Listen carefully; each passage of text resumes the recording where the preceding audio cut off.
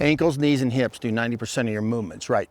And where do you always want the balance point? Like anytime you're shooting, the gun is moving you rearward, right? So the force you're taking is from front to back. So when you move across and you load up from this position, where's my balance right now? Much as possible. So when this is happening, every time he shoots, the gun goes like this. Gun goes like this. Gun goes like this. That means you can't shoot either fast. You can't shoot fast and accurate. You'll have to sacrifice one of them, right? The plane, I don't care too much that it moves in. Hold on, right. Is that if it goes up. If the gun kicks and moves up a little bit, I don't care, right? Things confused. We took a piece of information and tried to apply it across the board. First thing I need you to understand are the different movements of a trigger. Fundamentally, there are different parts of the trigger movement. From this position here, this is you touching the trigger, but I'm not moving it. Does that make sense? Everybody get that, right? I'm touching it, but I'm not moving it. If I move that position, I'm now at what we call the wall. Handgun. What do I need to do to aim the handgun?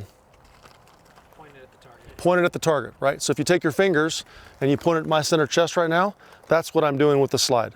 Am I seeing the sights or taking time to focus on the sights? No. Why not?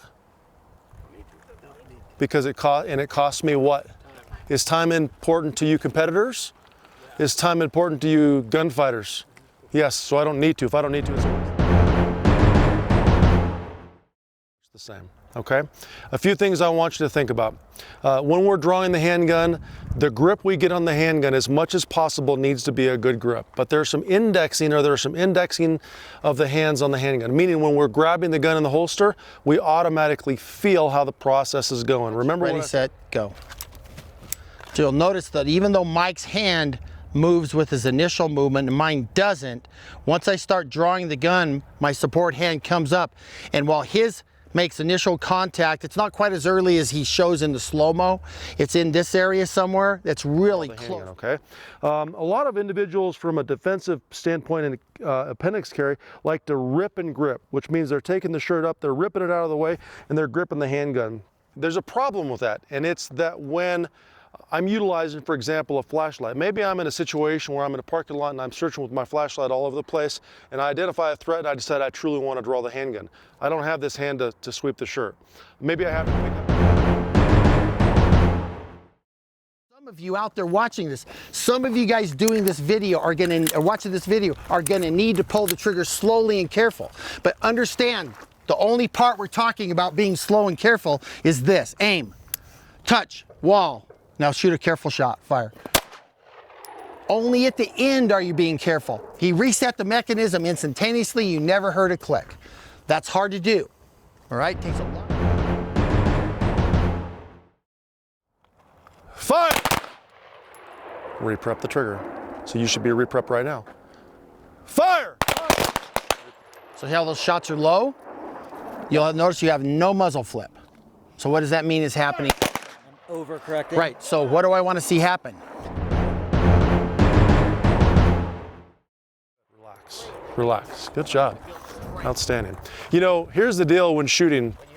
She's understanding touching the trigger. She understands the wall or prepping the trigger. But the second the brain starts to focus on one thing, like prepping the trigger and resetting the trigger, it forgets about something else, like that posture and placement. We always talk about the placement and the pressure of the hands, right? The pressure and the placement of the hand. So it's really good when she was starting to miss that shot, because going through all the accelerated pull on the body, I started to notice some low shots coming because she was moving the gun down. Yeah. At that point, they have to understand that if you can't do it, you still need to develop a tool that can. So if she can't develop the ability to do that accelerated pull and keep it on the head, right, then you got to find another way. And then it's like, boom, jump back to the other thing. Skills. But the fact that we practice those things so much shows how important that is. Some people think you get to a point where you get by it, you get through it, you're done with that.